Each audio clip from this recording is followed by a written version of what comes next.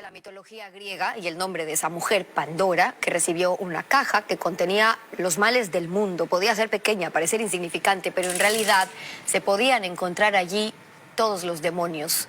¿Y qué se busca encontrar ahora en esta nueva caja con los Pandora Papers desde la Asamblea? Todavía está por verse.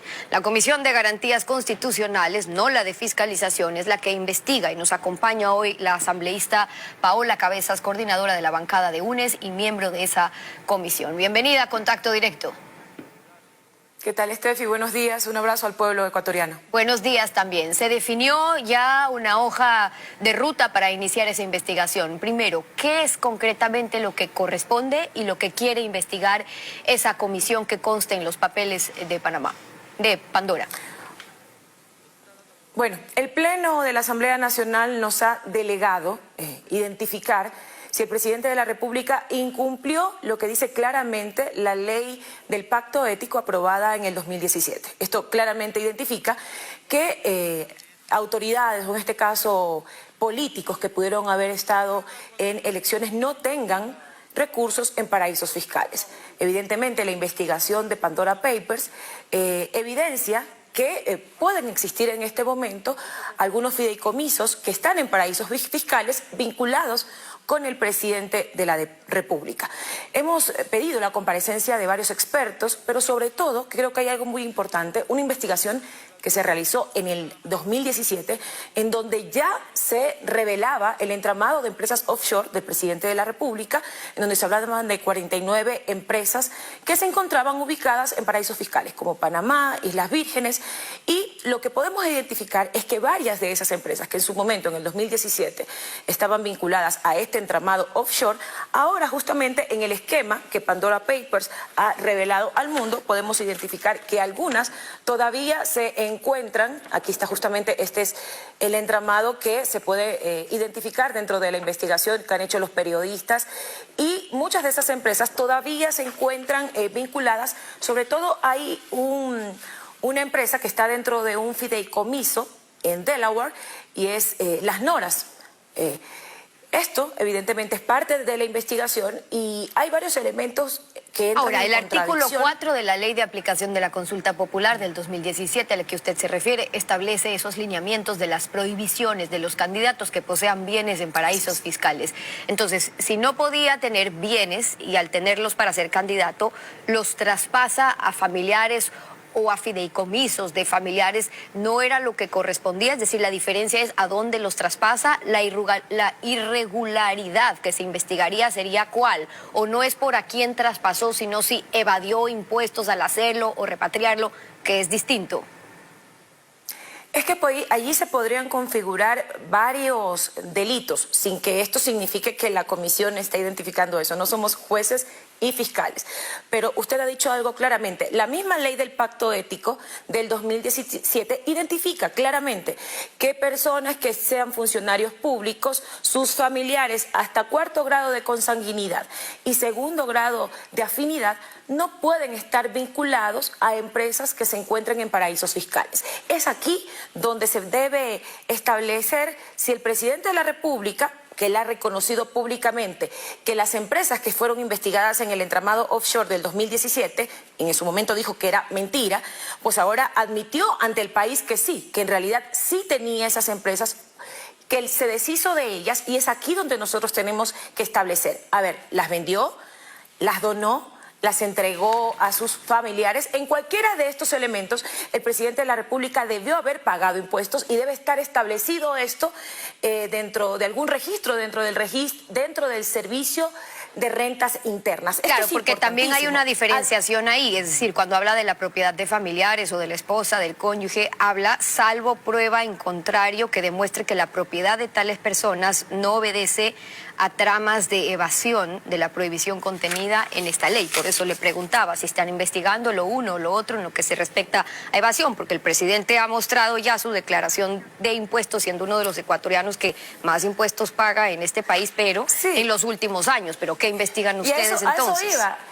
A eso iba, Steffi. Mira, aquí está la declaración juramentada que el presidente de la República presentó ante el Servicio de Rentas Internas. Aquí está. Según el presidente de la República, cuenta su patrimonio con 39 millones de dólares. Pero hay un fideicomiso mercantil, justamente GLM, que por lo que notamos en sus siglas es Guillermo Lasso Mendoza, en donde el presidente de la República hasta el 2020 pagó por salida por el ISD $1.500.000. Esto significaría que él sacó del país cerca de 31 millones de dólares.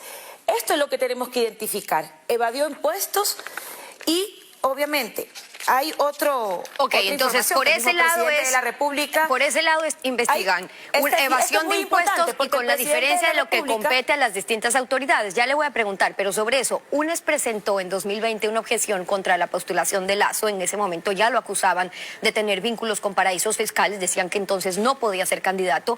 El CNE, el Consejo Nacional Electoral, permitió su candidatura, no prosperó esa impugnación. ¿Qué pasó entonces? Bueno, eso es lo que nos tiene en este momento que responder el Tribunal Contencioso Electoral y el CNE. Por eso los hemos convocado a la comisión, porque evidentemente deben demostrarnos si hay todos estos elementos que ponen en la posibilidad que el presidente de la República en el momento que fue candidato tenía todavía empresas vinculadas en paraísos fiscales. Debe haber un contraste entre la información que nos tiene que entregar el Servicio de Rentas Internas y el CNE, bajo qué argumentos decidió permitir la candidatura del presidente Lasso. Si esto fuese así, evidentemente el presidente puede haber cometido perjurio porque no está dentro de su patrimonio que él declaró las empresas que en este momento están siendo investigadas de acuerdo a la investigación periodística. Ahora, le preguntaba yo sobre las facultades que tiene la comisión y lo que corresponde, porque al terminar una investigación la Asamblea puede sacar sus conclusiones, puede determinar si un funcionario, por ejemplo, comete una irregularidad, un juicio político o remitir esas acusaciones al órgano competente. El Contralor puede destituir a un funcionario que tiene bienes en paraísos fiscales, pero siendo autoridad de elección popular, en el caso que estamos hablando de un presidente, lo que correspondería es un juicio político y de ser así, tener bienes en paraísos fiscales, si no es causal de un juicio político en el 129 o muerte cruzada en el 130, entonces hablar de que lo van a poder destituir o que lo van a poder enjuiciar sería bajo qué artículos o bajo qué argumentos según UNES. La comisión no ha hecho esa valoración, la investigación recién empieza, entonces sería de una u otra manera anticipar criterios frente a cuál sería la figura sobre la cual si es que se encuentra, obviamente, se sancionaría o se pediría al presidente de la República que rinda cuentas. Lo que sí podemos decir claramente es que si todo esto que se ha identificado en el tramado offshore que vincula al presidente de la República podría haber cometido perjurio, podría haber cometido fraude tributario, podría hablarse claramente de evasión de impuestos o en este caso elusión. Todo esto no lo investiga la Asamblea Nacional. A diferencia de Ecuador, en Chile la Fiscalía ya empezó de oficio una investigación porque justamente es tan contundente la información de Pandora Papers que aún no siendo penado este tipo de actividades en Chile, lo están haciendo de igual manera el Congreso de ese país. Claro, en el entonces, Ecuador, a esas aún teniendo una ley que establece cuáles son los incumplimientos y que podría de oficio, con la contundencia de los documentos, empezar una investigación de oficio, no se ha hecho. Entonces, si la investigación arrojara todo esto, evidentemente el expediente debería ir o a la Contraloría o a la Fiscalía de encontrarse estos elementos para que se investigue. Pero ojalá se pudiera hacer. Usted dice, ahora la Comisión de Garantías Constitucionales no se ha expresado al respecto, adelantando criterios sobre si cabe la destitución o lo que fuera, pero miembros de UNES, de su movimiento, lo han hecho, por eso le preguntaba, pero lo conversamos después, porque antes quiero mostrarle o contarle lo que ha dicho el presidente Lasso, porque el presidente los ha acusado, al expresidente Correa, al líder de su movimiento, de estar con esto detrás de una conspiración. Es decir, que detrás de todo lo que está ocurriendo hay un triunvirato de la conspiración, dijo el presidente, para desestabilizar al gobierno. Y no solo eso, fue más allá.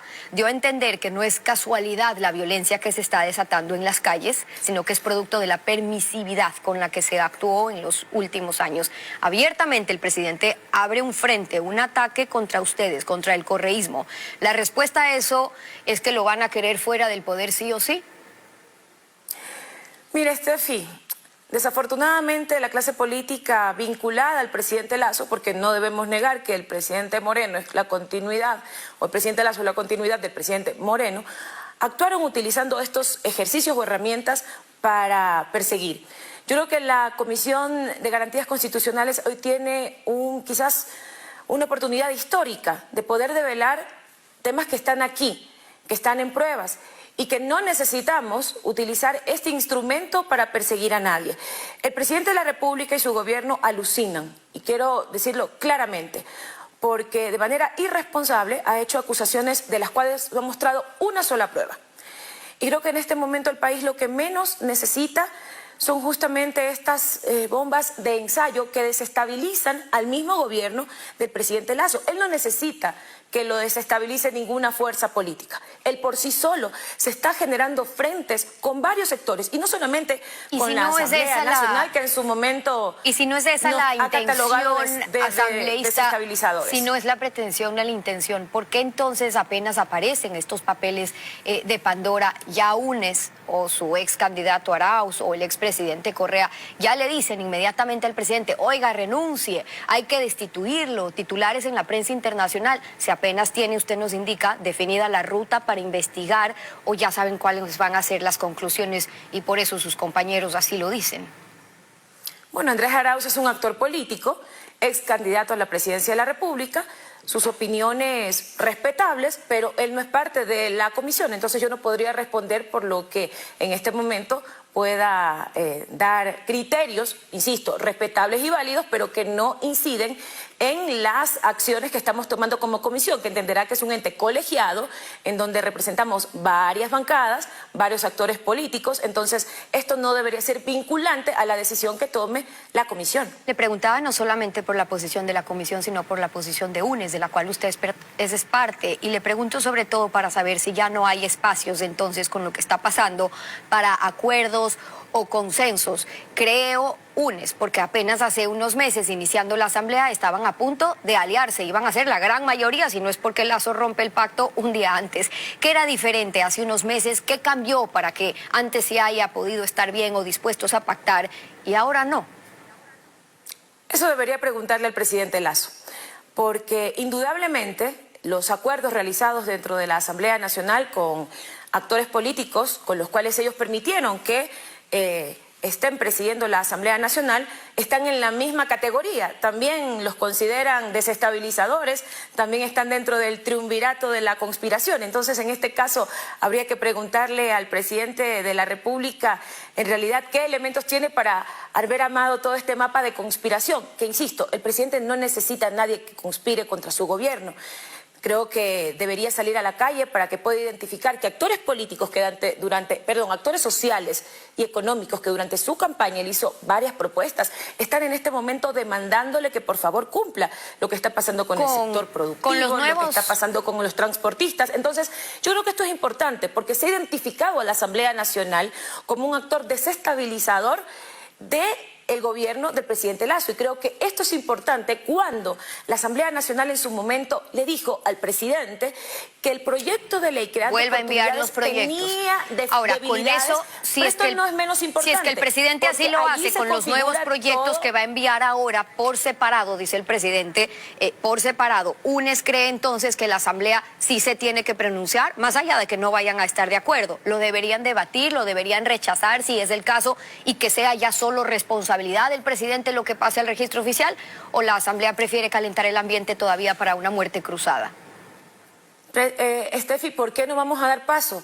Si las leyes van divididas en materias, si las leyes subsanan las inconstitucionalidades que nosotros dijimos al país que tenía problemas la ley, ¿por qué tendríamos que limitar a tratarlas? Si cumple la ley, porque el presidente de la República, insisto, debe entender que un Estado de Derecho, una democracia, las funciones del Estado son autónomas, y que él, más allá de la voluntad del pueblo ecuatoriano para dirigir la función ejecutiva, debe trabajar en conjunto con la función legislativa. En ningún momento hemos evitado que el presidente de la República presente el proyecto de ley. Es más, claramente identificamos las falencias del proyecto, se los devolvió para que lo entregue. Eso es lo que debió haber hecho siempre.